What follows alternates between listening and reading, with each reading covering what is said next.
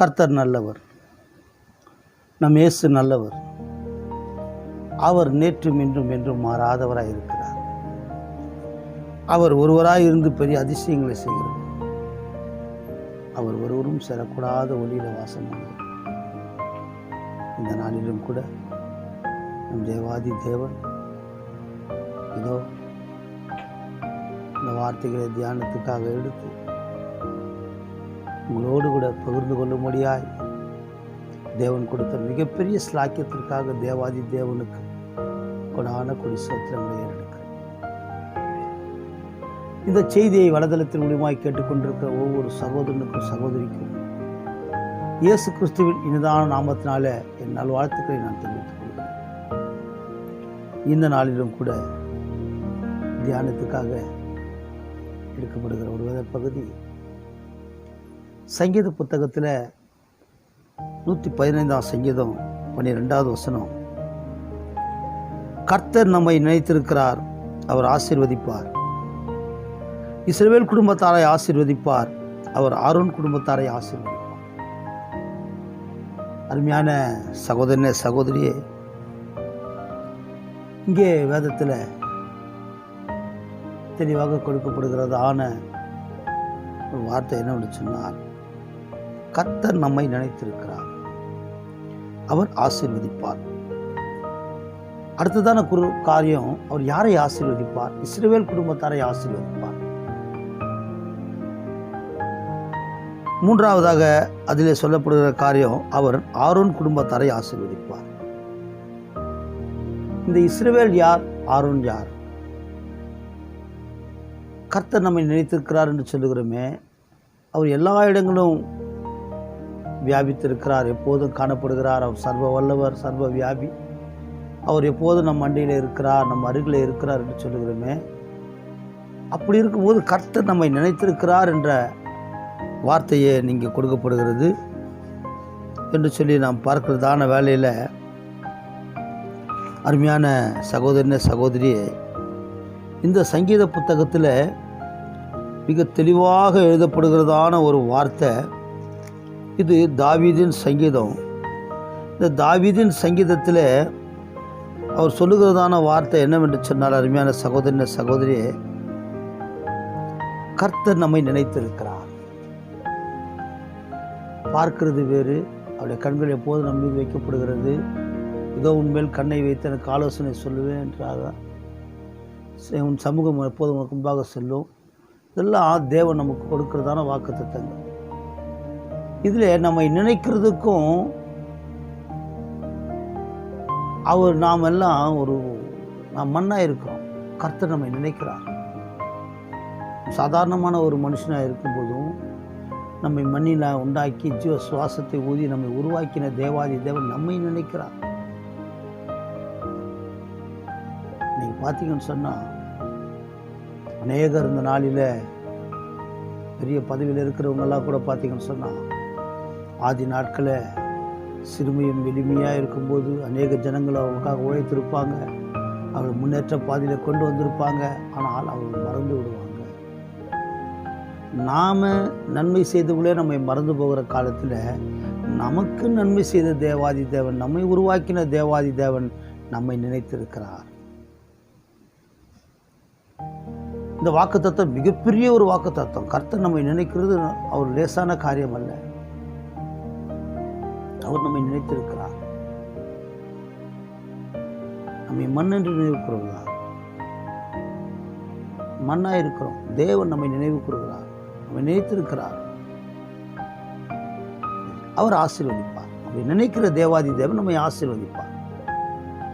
அவர் இஸ்ரவேல் குடும்பத்தாரை ஆசீர்வதிப்பார், ஆரோன் குடும்பத்தார். இஸ்ரவேல் என்றால் யார்? இந்த இஸ்ரவேலுடைய முதல் பெயர் யாக்கோப்பு. யாக்கோப்பு என்றால் எத்தன் என்று பெயர்.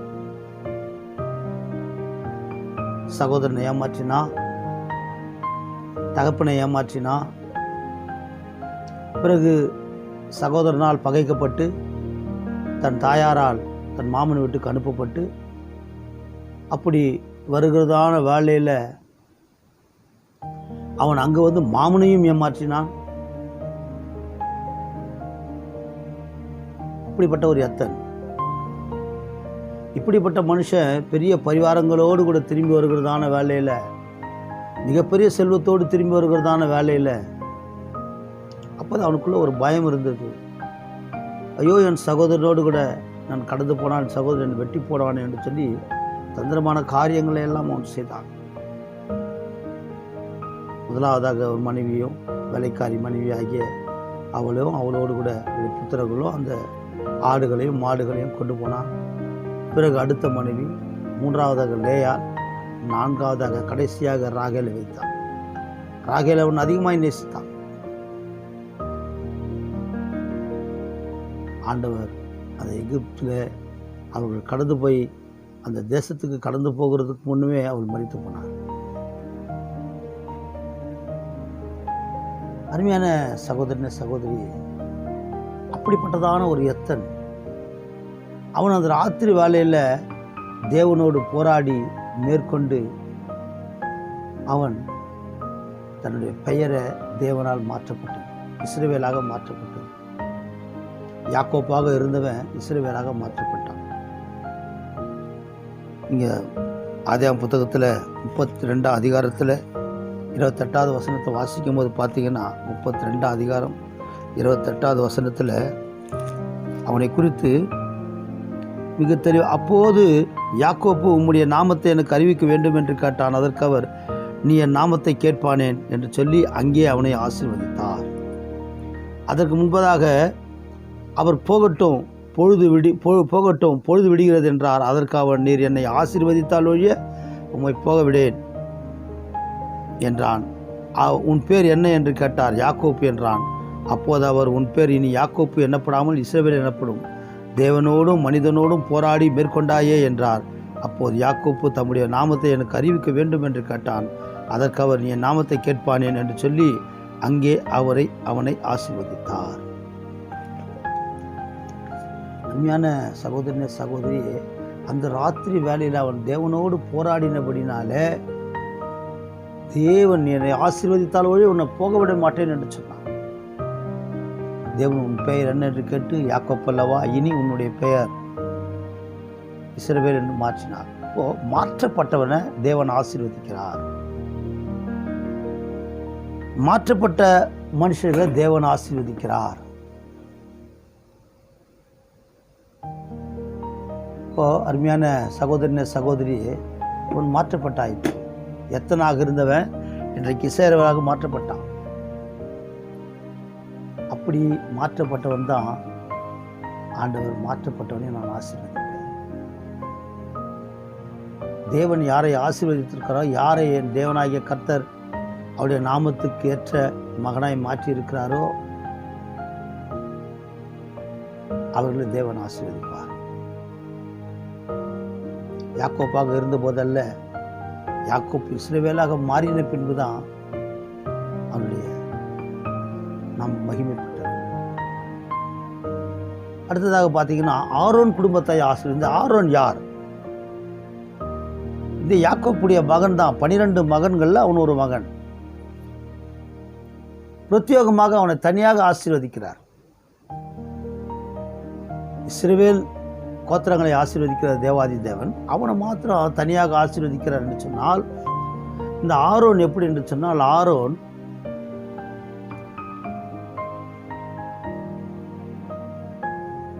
மகன் என்று சொன்னால் அவருடைய சந்ததி லேவியின் புத்திரர்கள், லேவியுடைய கோத்திரம். இந்த லேவி கோத்திரம், லேவி யார் என்று சொன்னால் இந்த யாக்கோப்புக்கு மகனாக பிறந்தவன். இந்த யாக்கோப்புக்கு மகனாக பிறந்த அந்த லேவி கோத்திரத்தில் வந்தவர்கள் தான் இந்த ஆரோன். ஆரோன் குடும்பத்தாரை ஆசீர்வதிப்பர் என்று சொன்னால், ஆரோன் பிரித்தெடுக்கப்பட்டவன், தேவனுக்காக பரிசுத்தமாக்கப்பட்டவன், தேவனுடைய நாமத்தை அநேகருக்கு அறிவிக்கிறதுக்காக ஆசாரிய ஊழியம் செய்யும்படியாக பிறப்பினாலே ஆசாரிய ஊழியம் செய்யப்பட்டவர்கள் தான் அந்த லேவி கோத்திரம். அவர்களுக்கு இவர்களோட பங்கும் இல்லை, சுதந்திரம் இல்லை. இவர்கள் தேவனுக்காக, தேவனுடைய வேலையை செய்வதற்காக இவர்கள் பிறந்தவர்கள். அப்போ தேவன் சொல்லுகிற வார்த்தை, ஆசாரிய ஊழியம் செய்கிற அந்த ஆரோன் குடும்பத்தார, அந்த லேவி கோத்திரத்தை நான் ஆசீர்வதிக்கிறேன். நீ பார்த்தீங்கன்னு சொன்னால் இந்த ஆசாரிய ஊழியம் செய்கிற மனுஷனுக்கு, இந்த லேவி கோத்திரத்தாக்க லேவியனுக்கும் நீங்கள் எடுத்தீங்கன்னா 29 அதிகாரம் 14வது வசனம், இனிமையான சகோதரன சகோதரி, வேதத்தில் அநேக இடங்களிலே தேவன் நமக்கு குறித்திருக்கிறதான வார்த்தை, உன்னோடு பங்கும் சுதந்திரம் இராதபடியினாலே. அவனுக்கு உன்னோட பங்கும் இல்லை, சுதந்திரம் இல்லை. நீங்கள் உபாகம் புத்தகத்தில் எடுத்து வாசிக்கும் போது பார்த்தீங்கன்னு சொன்னால்,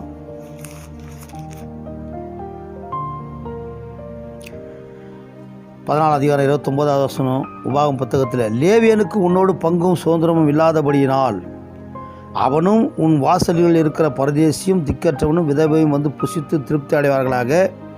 அப்போது உன் கை செய்யும் வேலையெல்லாம் உன் தேவனாகிய கர்த்தர் உன்னை ஆசீர்வதிப்பார். லேவியனுக்கு உன்னோட பங்கும் சுதந்திரமும் இல்லை. இந்த 12 கோத்திரம் 12 கோத்திரத்தால லேவி கோத்திரம் பிரித்தெடுக்கப்பட்ட கோத்திரம். இந்த லேவியின் புத்திரர்களாக லேவியனுடைய வம்சாவழியில் லேவியுடைய கோத்திரத்தில் வந்தவர்கள் தான் மோசேயும் ஆரோனும்.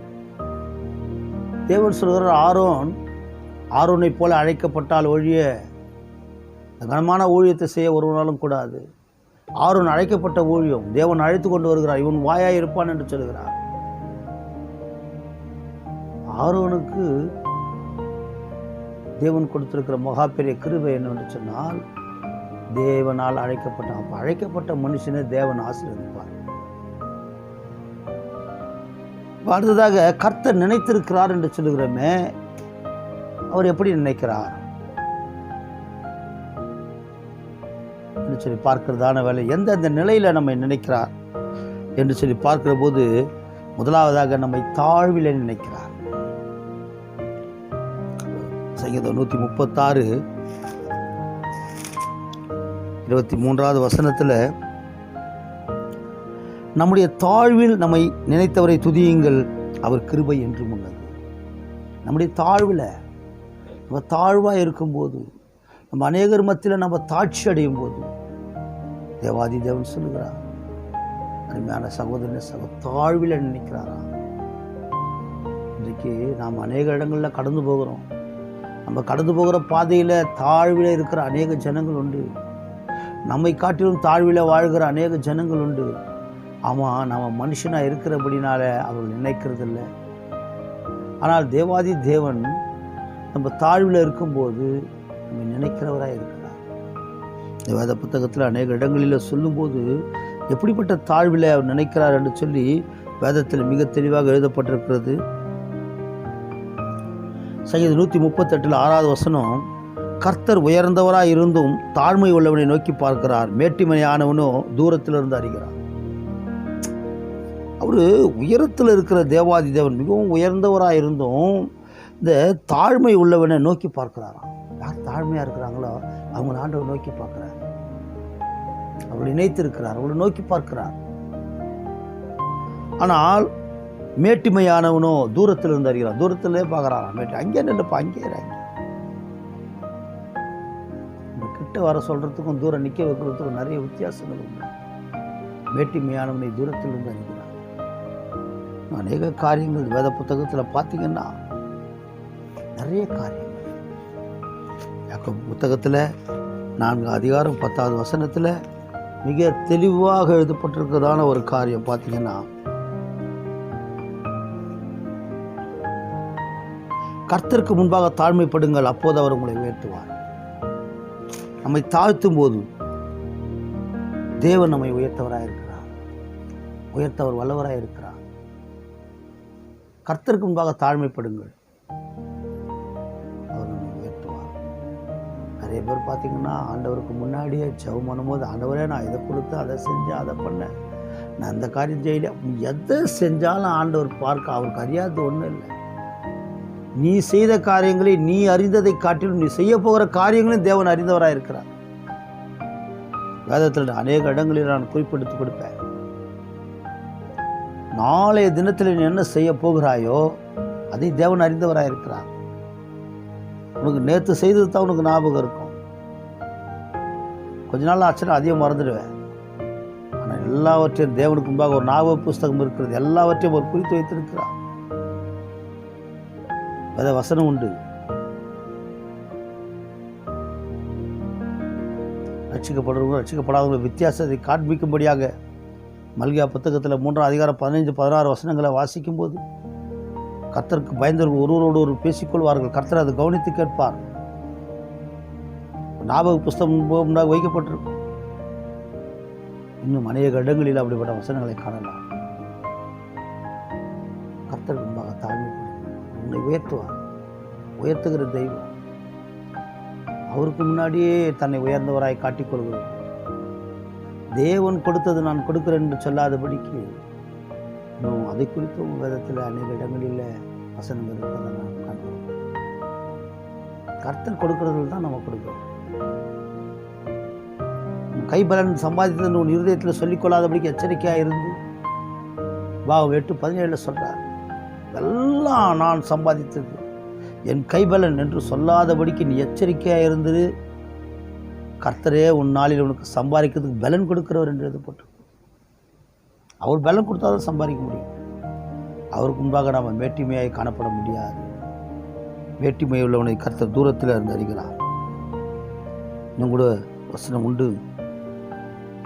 நீங்கள் லூக்கா சுவிசேஷ புத்தகத்தில் 8ஆம் அதிகாரம் 48வது வசனத்தில் 1ஆம் அதிகாரம் 48வது வசனத்தில் அந்த அம்மா சொல்கிறாங்க, தாழ்வில் என்னை நினைத்தார். அல்லையா, இந்த தாழ்மையின் அடிமையை நோக்கி பார்த்தார். தேவாதி தேவன் நான் தாழ்மையாக இருக்கும்போது என்ன பண்ணார்? ஆண்டவர் நோக்கி பார்த்தார்.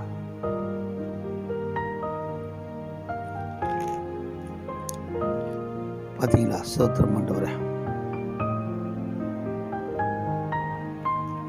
1:18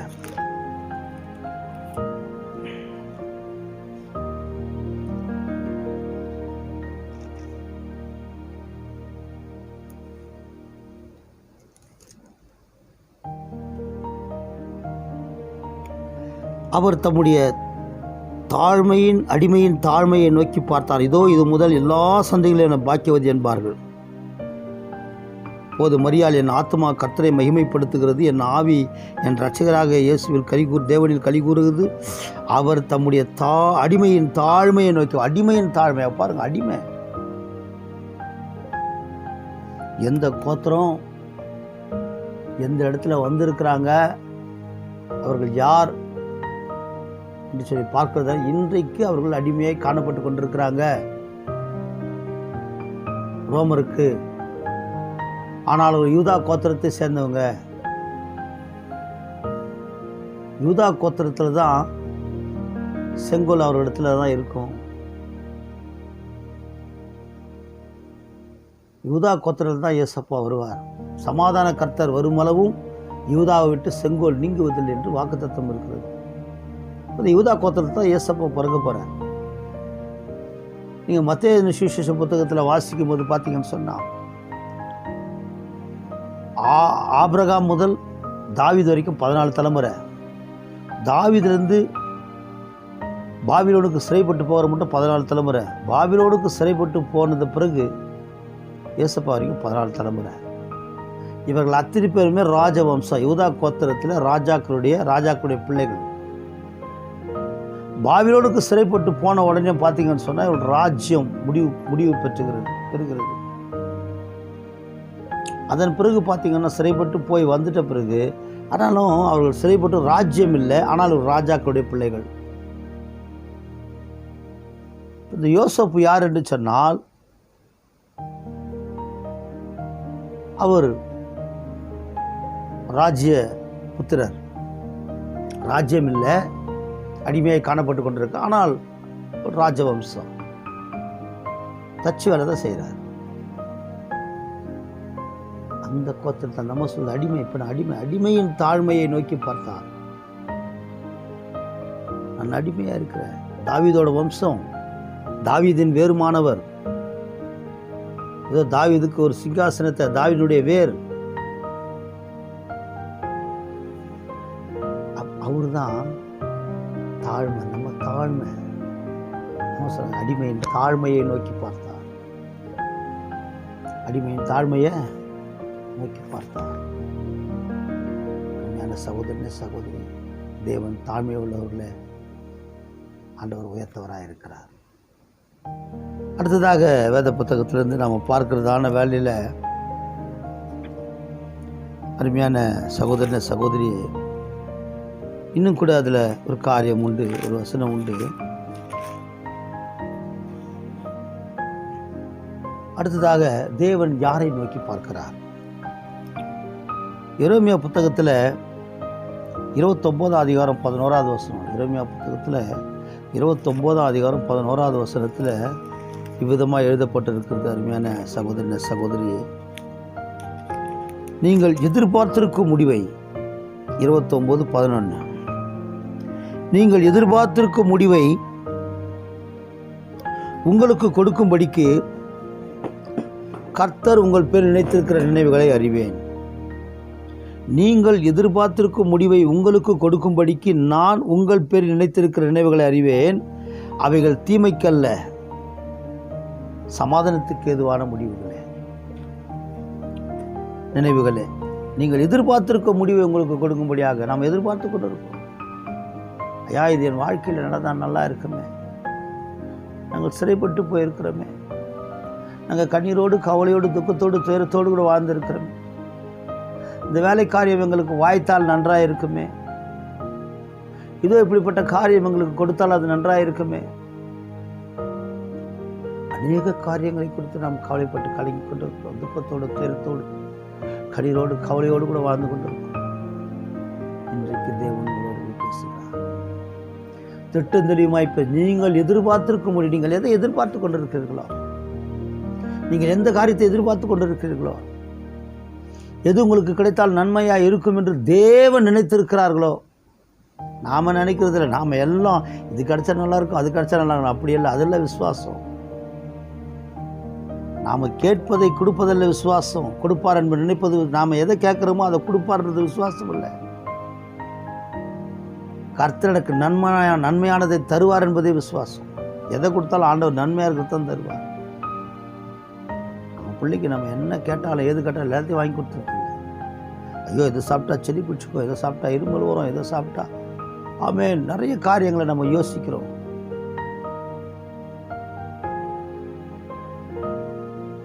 கொடுக்க திராணி உள்ளவர்களா இல்லை. எல்லா பிள்ளைக்கும் அவனுடைய தகப்பன் ஓரளவுக்கு கொடுக்க திராணி உள்ளவர்களாக காணப்படுகிறாங்க. ஆனால் எதை கொடுத்தா நம்ம பிள்ளைக்கு அது சுகமாக இருக்கும், எதை கொடுத்தா அந்த பிள்ளைக்கு ஆசீர்வாதமாக இருக்கும் என்று சொல்லி நாம் கொடுக்குறோம். அற்ப மனிதர்களாகிய நாமே அதை நினைத்திருக்கும் போது தேவாதி தேவன் நீங்கள் எதிர்பார்த்திருக்கும் முடிவு இல்லை. அந்த வார்த்தைகளை பார்த்தீங்கன்னு சொன்னால், நீங்கள் எதிர்பார்த்திருக்கும் முடிவை உங்களுக்கு கொடுக்கும்படி நான் உங்கள் பேர் நினைத்திருக்கிற நினைவுகளை அறிவேன். உங்கள் பேர் நான் உங்கள் பேரில் நினைத்திருக்கிறேன், அந்த நினைவுகளை நான் அறிவேன். அதை மறக்கலை, அதை நான் அறிவேன், நினைவுகளை அறிவேன். அப்போது என்று கர்த்தர் சொல்கிறார், அவைகள் தீமைக்கல்ல, சமாதானத்துக்கு எதுவான முடிவுகளே. சமாதானத்துக்கு எதுவான முடிவுகளே தேவன் நினைவுகளே. உங்களுக்கு எது சமாதானமாக இருக்குமோ அதை என் தேவாதி தேவன் நினைத்திருக்கிற நினைவுகள், அது நிச்சயமாக உங்கள் வாழ்க்கையில் செயல்படும். அது படிப்பு காரியமாக இருக்கலாம், வேலை காரியமாக இருக்கலாம், வீடு காரியமாக இருக்கலாம். அது எப்படிப்பட்ட காரியமாக இருந்தாலும், பிள்ளைகளுடைய திருமண காரியங்களாக இருக்கலாம், மகளுடைய திருமண காரியமாக இருக்கலாம். அது எப்படிப்பட்ட காரியமாக இருந்தாலும் தேவன் உண்மையில் நினைத்திருக்கிறார். எதிர்பார்த்திருக்கும் முடிவை தேவன் அறிந்தவராக இருக்கிறார். மூன்றாவதான காரியம், அருமையான சகோதரன சகோதரி, இந்த யாத்திராகம புத்தகத்தில் 2ஆம் அதிகாரம் 23 25 வரைக்கும் வாசிக்கிறேன். சில காலம் சென்ற பின் எகிப்தின் ராஜா மரித்தான். இஸ்ரவேல் புத்திரத்தில் அடிமைத்தனத்தினால் தவித்து முறையிட்டு கொண்டிருந்தார்கள். அவர்கள் அடிமைத்தனத்திலிருந்து முறையிடும் சத்தம் தேவ சந்நிதியிலே எட்டினது. தேவன் அவர்கள் பெருமூச்சை கேட்டு, நான் ஆபிரகாமோடும் ஈசாக்கோடும் யாக்கோப்போடும் செய்த உடன்படிக்கையை நினைவு கூர்ந்தார். தேவன் இஸ்ரவேல் புத்திரரை கண்ணோக்கினார், தேவன் அவர்களை நினைந்தருளினார். தேவன் அவர்களை நினைந்தருளினார். அருமையான சகோதரன சகோதரியே, மிகப்பெரிய செய்தியை உள்ளடக்கிற ஒரு வார்த்தை இது. அவர் நினைத்திருக்கிறார். நீங்க பார்த்தீங்கன்னா, அவர் தேவன் இஸ்ரவேல் புத்திரரை கண்ணோக்கினார். தேவன் அவர்களை நினைந்தருளினார். ஏன் இஸ்ரவேல் புத்திரரை கண்ணோக்கினார்? எதுக்காக நினைந்தருளினார்? 3 வருஷங்களை பார்க்க போனால், சில காலம் சென்ற பின் எகிப்தின் ராஜா மரித்தான். அந்த எகிப்து ராஜா தான் அவர்களை பராமரித்தான். எகிப்து ராஜா தான் அவனை 2ஆம் அதிபதியாக வைத்தான். எகிப்து ராஜா தான் அவர்களுக்கு நிறைய அதிகாரங்களை கொடுத்து 70 பேரோடு உள்ள நுழைந்தாங்க. அவங்க பார்த்தீங்கன்னு சொன்னால், அவங்க ஏறக்குறைய அநேக லட்சங்கள் உள்ள ஜனங்களாய் மாறினாங்க. அவனை பராமரித்தான். அவளுக்கு நல்ல சுதந்திரம் கொடுத்தான். ஆனால் இப்போதோ எகிப்தின் ராஜா மரித்தவுடனே இஸ்ரவேல் புத்திரர் அடிமைத்தனத்தினால் தவித்து முறையிட்டு கொண்டது. இப்போ அடிமைத்தனமாகி போச்சு. அடுத்து வந்த ராஜா அடிமைப்படுத்த ஆரம்பிச்சிட்டான். இவங்க நம்மளோட அதிகமாக இருக்கிறாங்க, இவங்கள நம்ம நாளை தினத்தில் நம்ம இவங்க ஒன்றுமில்லாமல் பண்ணுவாங்க. ஆகவே இவர்களை அடிமைத்தனமாய் வைத்திருக்க வேண்டும். பிறக்கிற ஆண் பிள்ளைகளை கொன்று போட வேண்டும். பெண் பிள்ளைகளை மாத்திரம் உயிரோடு வைத்திருக்க வேண்டும். இந்த இஸ்ரவேல் கோத்திரத்தை அடியோடு அழித்து போட வேண்டும். இவர்கள் அடிமைத்தனமான வாழ்க்கை இவர்களுக்கு கொடுக்க வேண்டும். இவர்களுக்கு அதிகமான வேலை பலுவை இவர்களுக்கு கொடுக்க வேண்டும். நீங்கள் 3ஆம் அதிகாரம் 14வது வசனத்தை வாசிக்கும் போது பார்த்தீங்கன்னு சொன்னால், அவர்கள் எப்படிப்பட்டதான 1ஆம் அதிகாரம் 14வது வசனத்தில், சாந்தும் செங்கலும் ஆகியவைகளை செய்யும் வேலையினாலும் வயலில் செய்யும் சகலவிதமான வேலைகளாலும் அவர்கள் ஜீவனையும் கசப்பாக்கினார்கள். அவளை கொண்டு செய்வித்த எல்லா வேலையிலும் அவளை கொடுமையாய் நடத்தினார்கள். சாந்தலும் செங்கலும் ஆகிய இவைகளை செய்யும் வேலையினாலும் பெரிய பெரிய கட்டடங்களை கட்ட ஆரம்பித்து விட்டான். அதுக்கு அத்தனையும் இந்த செங்கல் அறுக்கிற வேலைக்கு இவர்கள் தான். எல்லா வேலையும் இவங்களே செய்யணும். கணக்கின்படியே கொடுக்கணும். ஒரு நாளைக்கு இவ்வளவுன்னா அது கொடுக்கணும். கொடுக்காதவர்கள் அடிக்கப்படுவார்கள், மிரட்டப்படுவார்கள். ஒரு ஜீவனே கசப்பாயிடுச்சா? ஏன் இந்த வாழ்க்கை? நம்ம மறிச்சா பரவாயில்லையே, நம்ம இறந்து போலாமே. ஜீவனே கசப்பாக போச்சா? வாழ்க்கையே கசப்பாக போச்சு. நமக்கு ஏன் இந்த வாழ்க்கைன்னு அவர்கள் முறையிட்டு கொண்டு வந்தார்கள்.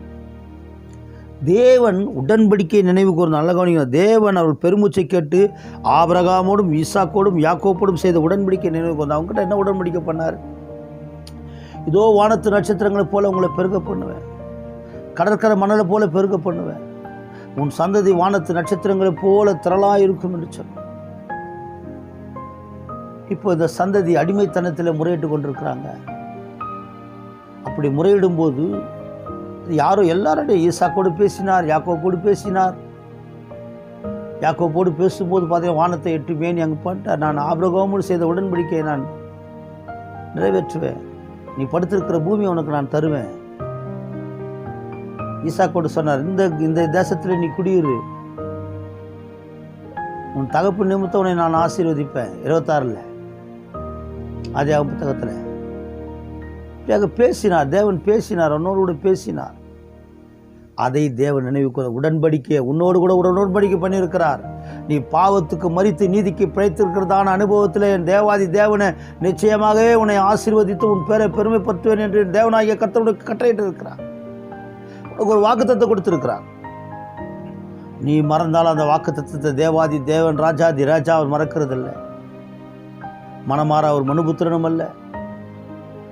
அவர் சொல்லியும் செய்யாதிருப்பாரோ, வசனத்தை நிறைவேற்றாதிருப்பாரோ. அவர் உடன்படிக்கை உன்னோடு கூட செய்திருக்கிறார். அந்த உடன்படிக்கையை மறக்க மாட்டார். பார்த்தீங்கன்னா, அவர் ஈசாக்கோடும் ஆபிரகாமோடும் ஈசாக்கோடும் யாக்கோப்போடும் உடன்படிக்கப்படுகிறார். உன் சந்ததி வானத்து நட்சத்திரங்களை போல பெருக பண்ணுவேன் என்று சொன்னார்.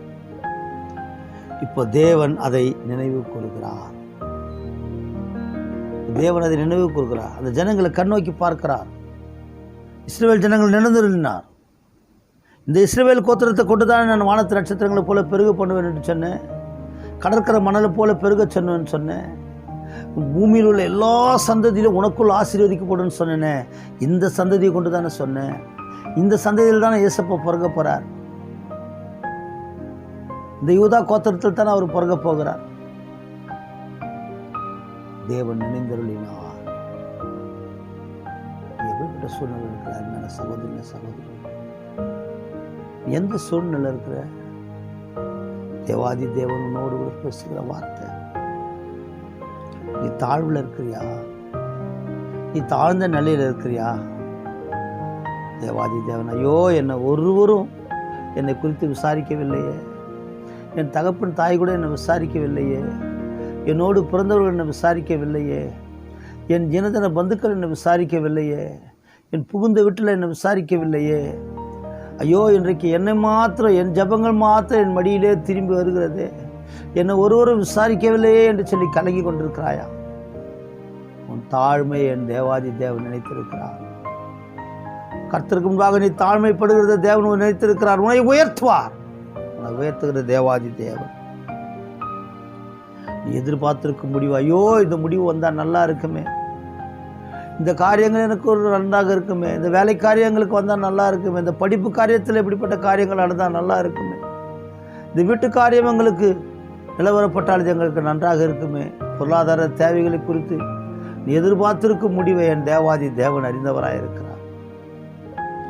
உன் பிள்ளைகளுடைய திருமண காரியங்களை குறித்து நினைத்திருக்கிற நினைவுகளை என் தேவாதி தேவன் அறிந்தவராக இருக்கிறார்.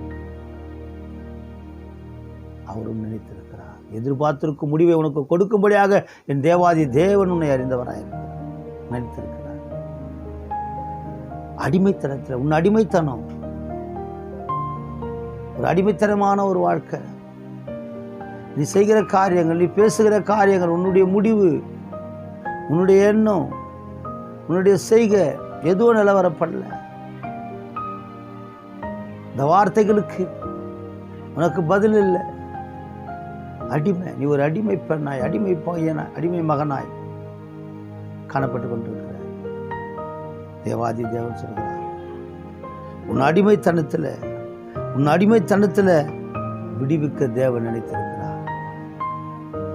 அன்றைக்கு இஸ்ரவேல் ஜனங்கள் அந்த எகிப்து தேசத்தில் அடிமைப்பட்டு கொண்டிருந்த போது தேவாதி தேவன் அவர்களை நினைத்து அந்த அடிமைத்தனத்திலிருந்து அற்புதங்கள் அதிசயங்கள் அவர் வாழ்க்கையில செய்து செங்கடலையே பிளந்து கொண்டு வந்தார்.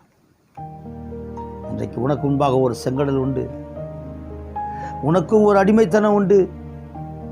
உன்னையும் என் தேவாதி தேவன் விடுவித்து செங்கடலை பிளந்து அற்புதங்களை அதிசயங்களை செய்து தேவாதி தேவன் வெளியே கொண்டு வந்தது போல, உன்னை பாலும் தேனும் ஓடுகிற கானான் தேசத்தில் கொண்டு போய் சேர்த்தது போல உன்னையும் அவர் சேர்க்க வல்லவராயிருக்கிறார்.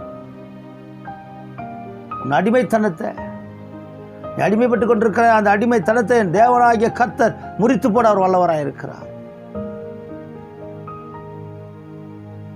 எந்த நிலையில இந்த வலைதளத்தில் இந்த செய்தியை நீ கேட்டுக்கொண்டிருக்கலாம், உன்னோடு கூட தேவன் முகமுகமாய் பேசுகிறார். நம்பி வா. உனக்காக யாவற்றையும் செய்து முடிக்கிற தேவாதி தேவன்.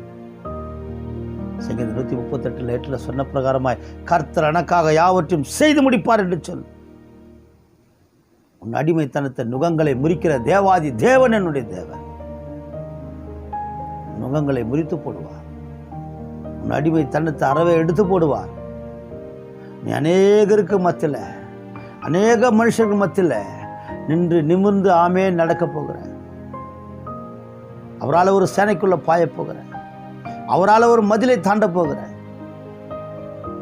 நான்காவதாக தேவாதி தேவன் சொல்லுகிற வாக்குத்தத்தம், உனக்கு கொடுத்த வாக்குத்தத்தத்தை நினைத்திருக்கிறார். சங்கீத புத்தகத்தில் 105:8, 9 வாசிக்கும் போது அருமையான சகோதரன சகோதரி, சங்கீதம் 105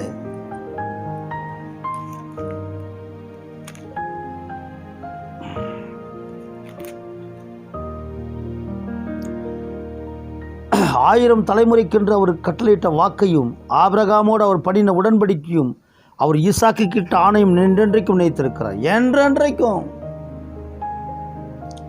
ஆபிரகாமுக்கும் ஈசாக்கும் யாக்கோப்புக்கு பிரமாணமாகவும் இஸ்ரவேலுக்கு நித்திய உடன்படிக்கையும் உறுதிப்படுத்தி தேவன் ஒரு வாக்குத்தத்தம் கொடுத்திருக்கிறார். இஸ்ரவேலை ஆசீர்வதிப்பதே தேவனுக்கு பிரியம். நான் இஸ்ரவேல் கோத்திரம் இல்லையே, நான் இந்தியாவில் பிறந்திருக்கிறேன், நான் இந்த கோத்திரமாச்சே, நான் இப்படிப்பட்ட ஜாதியை சேர்ந்தவனாயிடுச்சே, இந்த மொழியை பேசுகிறவனாயிற்றே, நான் பேசியது அராமிக் மொழி அல்லவே. ஏசப்பா பேசினா அராமிக்.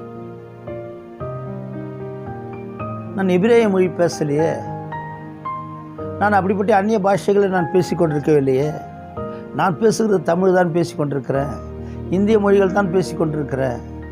நான் இஸ்ரவேல் ஜனங்கள் அல்லவே என்று நீ ஒருவேளை சொல்லிக் கொண்டிருக்கலாம். தேவாதி தேவன் சொல்கிறார், எப்போது மாற்றப்பட்டாயோ, எப்போது பாவத்துக்கு மரித்து நீதிக்கு பிழைத்திருக்கிறதான அனுபவத்தில் கடந்து வந்தாயோ, என்றைக்கு நீ ஞானஸ்தானம் பெற்றுக்கொண்டாயோ, அன்றைக்கே தேவாதி தேவன் நீயும் இஸ்ரவேலாக மாற்றப்பட்டிருக்கிறாய்.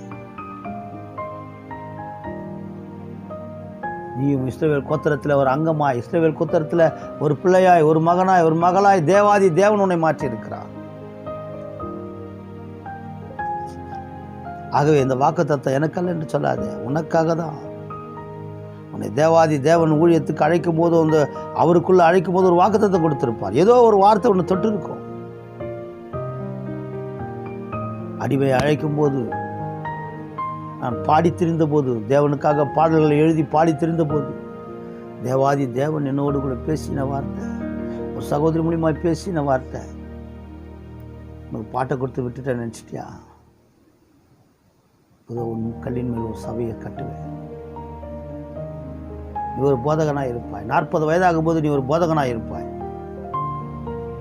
பாருங்க, 40 வயது சரியாக 2005, 2003 அவங்க கொடுத்தாங்க வாக்குத்தத்தம். 2005 38 வயசு இருக்கும்போது அவங்க கொடுத்தாங்க. நான் மறந்தே போனேன், எழுதி வைத்துக்கொண்டேன். ஆனால் 40வது வயது தொடங்கும் போது, 40வது வயது வர்றதுக்கு கரெக்டாக 12 நாட்கள் இருக்கும்போது எனக்கு அநேக உபத்திரவங்கள் ஏற்பட்டது, அநேக பாடுகள், அநேக பிபி அதிகமாகி அநேக இடங்களில் விழத் தொடங்கின. பிறகு நான் போய் ஜெபிக்கு கடந்து போகும்போது, உள்ள நுழையும் போது இன்னொரு சகோதரி சொன்னாங்க, என்னப்பா வேலைக்கு போக போறியா? உனக்கு வேலை கொடுத்தா அவனுக்கு வேலை இல்லாமல் போயிடும். போதங்க ஒருவர் அல்ல, இருவர் அல்ல, 7 நபர்கள் அதை உறுதிப்படுத்தினாங்க. பார்க்குறவங்கள எதுவும் சொல்ல மாட்டேன், சொன்னதே இல்லை யாருக்கிட்டையும். போனால் எடுத்த உடனே அவங்க அதை தான் கேட்பாங்க. அருமையான சகோதரனே, சகோதரி, அழைக்கப்பட்ட ஒரு ஊழியம், தேவனால் அழைக்கப்பட்ட ஒரு ஊழியம், வாக்குத்தத்தம் கொடுத்து நடத்தினார் தேவாதி தேவன். சபையை கட்டுவேன், கல்லின் மேல் ஒரு சபையை கட்டுவேன். நீ பேதுருவாய் இருக்கிற, என் பெயர் பீட்டர் ராஜன், மாற்றப்பட்ட பெயர். நீ பேதுருவாய் இருக்கிற, என் கல்லின் மேல் ஒரு சபையை ஸ்தாபிப்பேன்.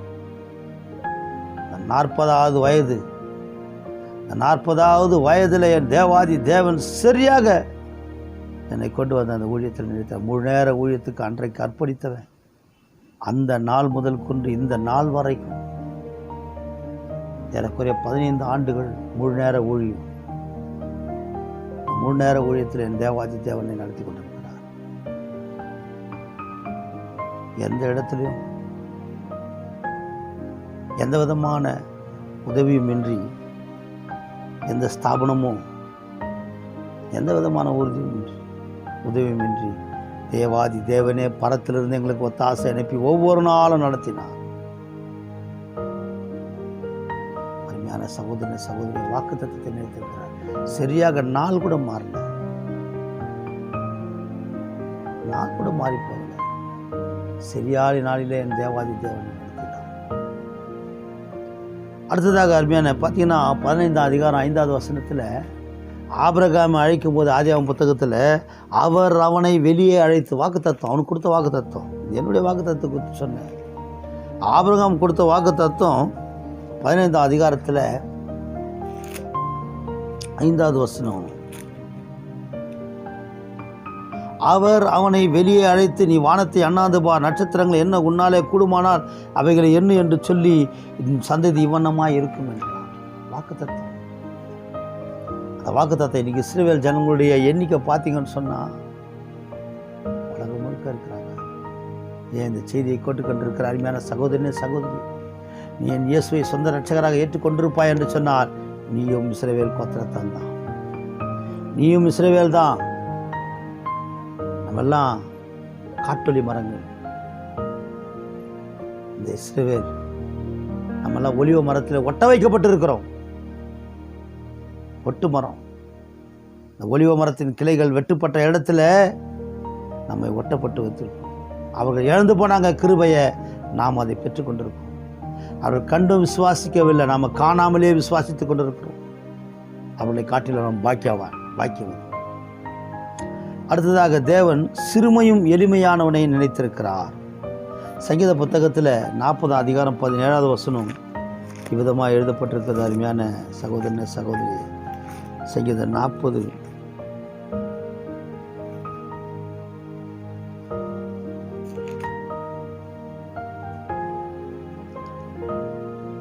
நான் சிறுமையும் எளிமையாக இருக்கிறவன், கர்த்தரோ என்மேல் நினைவாயிருக்கிறார். தேவரீ என் துணைமை என்னை விடுவிக்கிறமாயிருக்கிறார், என் தேவனே தாமதியாயி. இது தாவீது பேசுகிற ஒரு வார்த்தை, எழுதுகிற ஒரு வார்த்தை. சங்கீத புத்தகம் முதல் அந்த சங்கீதத்தில் 40வது சங்கீதத்தில் 1வது வசனம், கர்த்தருக்காக நான் பொறுமையோடு கூட காத்திருந்தேன், அவர் என்னிடமாய் சாய்ந்து என் கூப்பிடுதலின் கேட்டார். பயங்கரமான குழியிலும் உளையான சேற்றிலும் இருந்த என்னை தூக்கி எடுத்து கால்களை கண்மலை மேல் நிறுத்தி என் அடிகளை உறுதிப்படுத்தி தமது தேவனை துதிக்கும் புது பாட்டை அவர் நாவிலே கொடுத்தார். அநேகர் அதை கொண்டு கர்த்தரை பயப்படுவார்கள், கர்த்தரை நம்புவார்கள். அந்த சங்கீதத்தில் தான் சொல்கிறான் அவன், நான் சிறுமையும் எளிமையானவன், கர்த்தரோ என்மேல் நன்மை. யார் சொல்கிறது தெரியுமா? ராஜா. ஒரு ராஜா சொல்றார், நான் சிறுமையும் எளிமையானவன், ஒரு அபிஷேகம் பண்ணப்பட்டவன். மற்றவங்களுக்கும் அவனுக்கும் உள்ள வித்தியாசம் என்ன தெரியுமா? ஆண்டவர் சவுலை குறித்து சொல்லும்போது சவுலை ராஜாவாக அபிஷேகம் பண்ணு, என் ஜனத்தின் மீது தலைவனாக அபிஷேகம் பண்ணினார். ஆனால் அதே தேவாதி தேவன் 16ஆம் அதிகாரத்தில் 1 சாமுவேல் புத்தகத்தில் 16ஆம் அதிகாரத்தில் சொல்கிறாரு, தாவீதை எனக்காக அபிஷேகம் பண்ணு.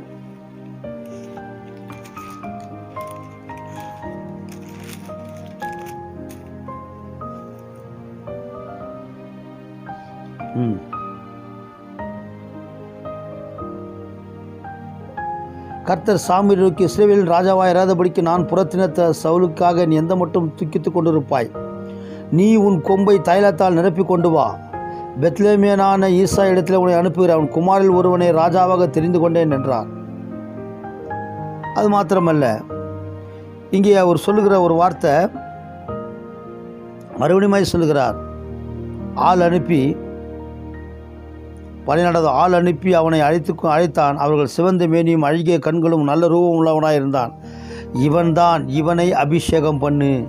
அப்போது சாமுவேல் தைலக்கொம்பை எடுத்து அவனை சகோதரன் நடுவில் அபிஷேகம் பண்ணினான். அந்த நாள் முதற்கொண்டு கர்த்தருடைய ஆவியானவர் தாவீதின் மேல் இருந்தார். தாவீது ராமாவுக்கு போய்விட்டான்.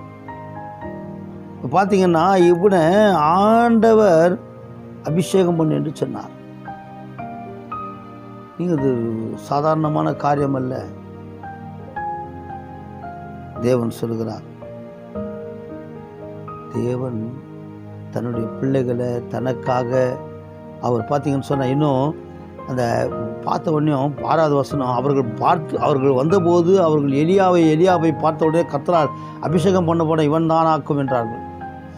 கர்த்தர் சாமுவேலை நோக்கி, நீ இவனுடைய முகத்தினுடைய சரீர வளர்ச்சியம் பார்க்க வேண்டாம், நான் இவனை புறக்கணித்தேன். மனுஷர் பார்க்கிற விதமாய் நான் பாரேன், மனுஷர் முகத்தை பார்ப்பனோ, கர்த்தரோ இருதயத்தை பார்க்கிறார்.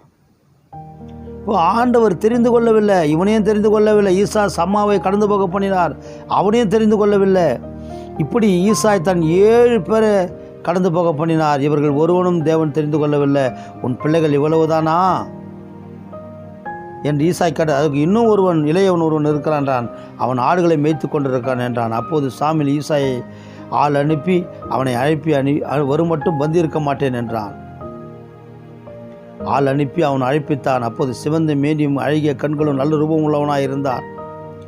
அப்போது கர்த்தர், இவன்தான், நீ எழுந்து இவனை அபிஷேகம் பண்ணு. அருமையான சகோதரனே சகோதரியே, தேவன் எப்படிப்பட்டவராக இருக்கிறார் என்று சொன்னால், தேவாதி தேவன், ராஜாதி ராஜா, சிறுமையும் எளிமை. பார்த்தீங்கன்னா ஆடு மேய்த்து கொண்டு இருந்தான். மற்றவங்கெல்லாம் அங்கே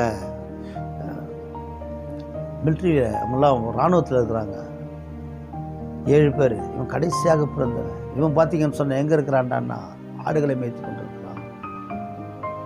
சொல்கிறார், ஆடுகளை மேய்த்து கொண்டிருந்த மனுஷனை அவன் சிறுமையும் அவன் எளிமையும் அவங்க தகப்ப அவனை நீ இதுக்கு தானே லாய்க்கின்ட்டான் ஆடு மேய்க்க. வனாந்திரத்தில் ஆடு மேய்த்து கொண்டு இருக்கிறான். ஆனால் ஆண்டவர் அந்த இடத்துல அந்த ஆடுகள் ஒன்றை கரடி எடுத்துக்கொண்டு போனது. அந்த கரடியை கிழித்து போட்டு அந்த ஆடை தப்பு விட்டான். ஒரு சமயம் சிங்கம் எடுத்துக்கொண்டு போனது. சிங்கத்தின் வாயை கிழித்து போட்டு ஆட்டை எடுத்துக்கொண்டு வந்தான். சிங்கத்தின் வாய்க்கு தப்பு விட்டான். அருமையான சகோதரனே சகோதரி, தன்னிடத்தில் கொடுக்கப்பட்ட ஆடுகளை அவன் பாதுகாத்த விதம், அவன் வனாந்திரத்தில் வாழ்ந்த விதம், அவன் சிறுமையும் எளிமையாய் காணப்பட்டதை தேவன் அறிந்தவராயிருந்தார். அவனை 40 ஆண்டு காலம் ராஜ்யபாரத்தில் வைத்தார். இன்றைக்கு அருமையான சகோதரனே சகோதரி, சிறுமையை தேவாதி தேவன் அறிந்தவராயிருக்கிறார். நீ எந்த நிலையில் இருக்கிறியோ, நீ எப்படிப்பட்ட சூழ்நிலை இருக்கிறியோ, ஐயோ என்னை யாரும் என்னை நினைக்கிறது இல்லை என்று சொல்லி நினைத்து கொண்டிருக்கலாம். தேவன் உனக்கு கொடுத்த வாக்கு தத்தத்தை நினைத்திருக்கிறார். ஐயோ என் மகனுக்கு இந்த வாக்கு கொடுத்திருக்கிறேனே, இதை நான் நிறைவேற்றுவேன் என்று சொல்லியிருக்கிறேனே, நிச்சயமாய் நிறைவேற்ற அவர் வல்லவராக இருக்கிறார். வாக்கு தத்தம் ஒரு நாள் விழுந்துடும். மாத்திரமல்ல, அவர் சிறுமையும் எளிமையான நினைத்திருக்கிறார். இந்த சிறுமையும் எளிமையாய் காணப்பட்டிருக்கிறாயே, இந்த பிரச்சனைகள் போராட்டங்கள் எல்லாவற்றையும் தேவன் அறிந்தவராக இருக்கிறார். கர்த்தர் உன்னை நினைத்திருக்கிறார், ஆசீர்வதிப்பார். அவர் உன்னை ஆசீர்வதிப்பார். உன் தாழ்மையில நினைத்திருக்கிறார். நீ எதிர்பார்த்திருக்கும் முடிவை உனக்கு கொடுக்கும்படியாக அவர் நினைத்திருக்கிறார். அடிமைத்தனத்தில் காணப்பட்டு கொண்டிருக்க அந்த அடிமைத்தனத்திலிருந்து விடுவிக்கும்படியாய் தேவன் நினைத்திருக்கிறார். உனக்கு கொடுத்த வாக்கு தத்தத்தை தேவன் நினைத்திருக்கிறார். உன் சிறுமையும் உன் எளிமையும் தேவன் நினைத்திருக்கிறார். நீ வெட்கப்பட்டு போவதில்லை. எந்த சூழ்நிலை இந்த வலைதளத்தில் நீ இந்த செய்தியை கேட்டுக்கொண்டிருக்கிறாயோ, தேவாதி தேவன் உன்னை மாற்ற வல்லவராக இருக்கிறார். நம்மள கண்களை கிருபையும் இரக்கமும் நிறைந்த நல்ல ஆண்டவரை, ஆசீர்வதிக்கப்பட்டதான இந்த நல்ல காலை வேலைக்காய், மனமகிழ்ச்சி நாளுக்காய், ஓய்வு நாள் ஆராதனை வேலைக்காய் நன்றியோடு துதிக்கிறோம். நீர்தாமே கொடுத்த அந்த நல்ல வார்த்தைகளுக்காக நன்றி ஆண்டவரை. எசப்பா, அந்த வார்த்தைகள் 30, 60, 100 பிள்ளைகளிடத்தில் பலன் தரட்டும். ஆண்டவரே, எங்களை நீ தாழ்வில் நினைக்கிறீர். ஆண்டவரை, எங்களை தாழ்வு அழைத்திருக்கிறீர். எசப்பா தகப்பனே, நாங்கள் எதிர்பார்த்திருக்கும் முடிவை எங்களுக்கு கொடுக்கும்படியாய் நீ நினைத்திருக்கிறீர். எங்கள் அடிமைத்தனத்தை விடுவிக்கும்படியாய் நீ எங்களை நினைத்திருக்கிறீர். எங்களுக்கு நீர் கொடுத்த வாக்கு தத்தத்தை நீ நினைத்திருக்கிறீர். நாங்கள் சிறுமையும் எளிமையாய் காணப்படுகிறதை நினைத்திருக்கிறீர். நீ எங்களை ஆசீர்வதிப்பீர். நீ எங்களை நினைத்திருக்கிறீர். நீ எங்களை ஆசீர்வதிப்பீர். நாங்கள் விசுவாசிக்கிறோம் ராஜா. இந்த வார்த்தைகளை கேட்ட ஒவ்வொரு பிள்ளைகளையும் நீர் ஆசீர்வதியும். இந்த வார்த்தைகள் அவளுக்குள்ளே போய் அவளுக்கு 30, 60, 100 பலன் தரட்டும். இந்த செய்தியை வலதளத்தின் மூலம் கற்றுக்கொடுக்க ஒவ்வொரு சகோதரனும் நீர் ஆசீர்வதி. இயேசு ஜீவிக்கிறார் சபை பிள்ளைகளை ஒவ்வொருவரையும் நீர் ஆசீர்வதியும். வல்ல கரத்தில் ஒப்பு கொடுக்கிறோம். எங்களை தாழ்த்தி வறுமையாக்கி ஒப்பு கொடுக்கிறோம். நீர் பெருகவும், உம்மிடத்தில் மாத்திரம் நாங்கள் சிறுகவும் கடப்பட்ட ராஜா, எங்களை ஆசீர்வதி. தொடர்ந்து பொறுப்படுத்திக் கொள்ளும், பாதுகாத்துக் கொள்ளும். வல்ல கரத்தில் பிள்ளைகளை மூடி மறைத்துக் கொள்ளும். விலையேற பெற்ற இயேசு கிறிஸ்து நாமத்தினாலே ஜெபிக்கிறோம் எங்கள் ஜீவனுள்ள நல்ல பிதாவே, ஆமென். என் ஆத்துமாவே கர்த்தரை சோத்திரி, முழுவதுமே பரிசுத்த நாமத்தை சோத்திரி. என் ஆத்துமாவே கர்த்தரை சோத்திரி, கர்த்தர் செய்த சகல உபகாரங்களையும் மறவாது, ஆமென். கர்த்தராகிய இயேசு கிறிஸ்துவின் கிருபையும், பிதாவாகிய தேவனுடைய அன்பும், பரிசுத்த ஆவியானுடைய அந்யோன்யமும் ஐக்கியமும் வழிநடத்தலும் இன்றும் என்றும் சதா சர்வ காலம். இந்த செய்தியை வலதளத்தின் மூலம் கேட்டுக்கொண்டிருக்கிற ஒவ்வொரு சகோதரனோடும் சகோதரியோடும், இயேசு ஜீவிக்கிறார் தேவ சபை பிள்ளைகளோடும், சகல பரிசுத்தவான்களோடும் என் இயேசு கிறிஸ்துவின் வருகை மட்டும் இணைந்திருப்பதாக. ஆமென். அல்லேலூயா, அல்லேலூயா, அல்லேலூயா. கர்த்தர் தாமே உங்களை ஆசீர்வதிப்பார்.